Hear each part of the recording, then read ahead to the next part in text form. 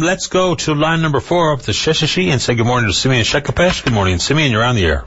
Good morning. How are you this morning, sir? Pretty good, sir. Is this Patty? Yes, it is. Yes, Patty. This morning it was a very interesting topic about the contracts. Yep. And we have my questions and also the concerns from both communities for our elected officials, that they have managed to secure some contracts at Voisey's Bay and also at Musquat Falls. These are the elected officials, our elected officials. Mm-hmm. And we have an enterprise that supposed to be going after the contracts for both communities, like IED, Innu Economic Development Enterprise.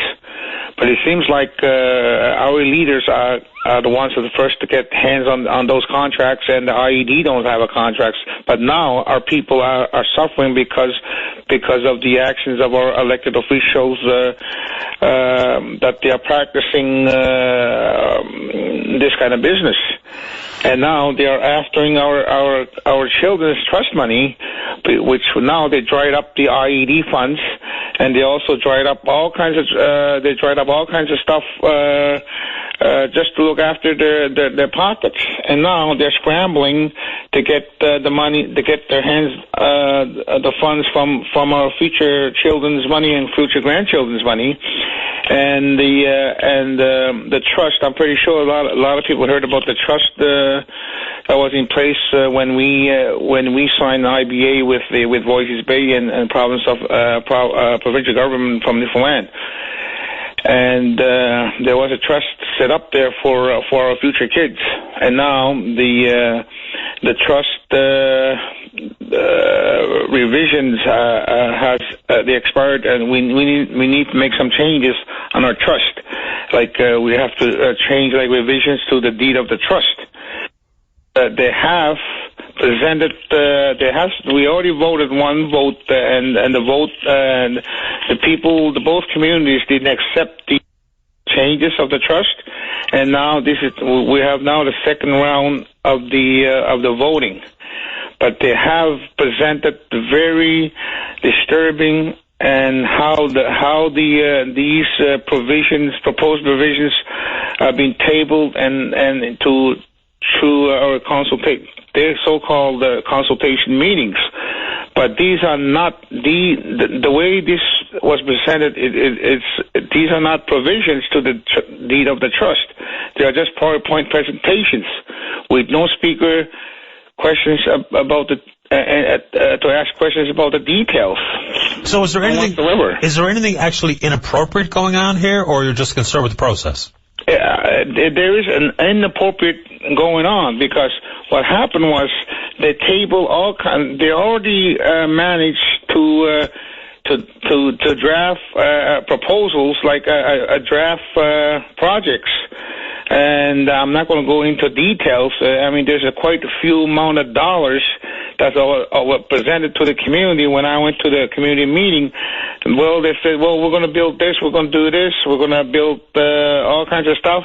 And then after the fact, and suddenly they presented these provisions without people understanding those provisions. And I even asked the members, the beneficiaries, about the trust. Does anybody have any idea what these provisions are stated? And nobody answered. And right now, it seems like the leaders, elected officials, are the ones are just looking after themselves. They're looking after the contracts. Now we have lost a lot of contracts. Contracts in Voisey's Bay. We have lost a lot of contracts in Musquat Falls to our IED, because the people who worked got looking after themselves first, getting the contracts themselves. So who got the contracts? Looking after the enterprise. Who got the contracts? Were these people qualified? I'm not going to be naming anybody, but I'm sure if somebody look into the deep roots, and somebody should go into the registry in St. John's and look at the elected officials who got the contracts at Musquat Falls. And this is totally unacceptable what they're doing, because our people are suffering. We got no jobs. houses are run down, the streets are run down, the kids are suffering, and the kids in Narwashish are sniffing and they're crying help, and nobody is doing anything about it. And our elders are just lost. The communities are just we're so lost. And the Grand Chief used to approach honesty and transparency. So where is the transparency today? Yeah, I guess there's a couple of different issues you're bringing up there. One with the contract and provisions and amendments, and I understand that. Not that I completely understand what's going on, and then you talk about the behavior and the attitude and what's going on in some of the communities, which I find so very sad more than anything else. Yeah. And that's a different conversation too, because some of that is about the ability and the want for the leaders, the elders, and everyone in the community to take ownership of it and trying to do stuff to help yourself. As much as we need government to get involved and have appropriate resources available, it's also everyone else in the community rallying around and understanding how desperate some of these situations are and doing something about it themselves, too. I know you agree with that because we've had this conversation before. Oh, yes, right? Yeah, I totally agree with you. Yeah. But what I'm saying is it's the community, the elected officials are just looking after their own pockets. Yeah. At this time, and we have lost the quality of being honest and having a strong moral principles. Where is that? It's fair comments, a fair question, Simeon. I don't know. But anyway, that's my point, and I think it's time that the Innu people membership will do something about these people, because they are just looking after themselves and their families, and that's it. And a lot of people are left out in the cold, and people are just walking around. Some people are hungry in Narwashish, and I'm pretty sure same thing in Sheshish. What are you going to do about it, Simeon? You say you're going to do something. I'm going to be digging more information. Who has the contracts? Who? I mean, if I was elected leader as a chief, let's say I was a former chief, and I was heavily accused of having a business, just having a registered business. But now, one of the person who heavily criticized me is the Grand Chief of Innu Nation. But now his buddies and all his followers got a contracts. So he's not saying anything about it. Of course not. There's every reason in the world to keep quiet if you're that person. Right. So whatever happened to quality of beyond having the strong moral principles? Yeah, and there's obviously some distinct conflicts of interest going on here too, right? Yes, and that's as big a problem as. Yeah, Simeon, you're making a lot of valid points here this morning, and there's a lot of stuff. There's a lot of I guess, separate issues that have been brought up. But whatever you do to find out, hopefully you'll take the opportunity to share what you find with us here on the show and keep us in the loop, because obviously I'm going to be doing my own investigations today, starting today. Okay, well, you let us know what happens with it, and I appreciate your time as usual.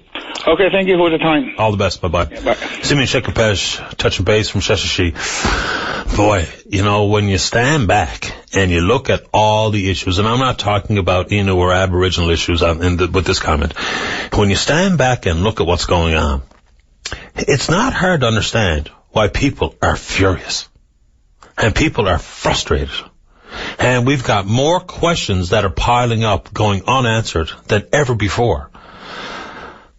There's an awful lot of people who have got to get their act together and start to do what they've been elected or appointed to do.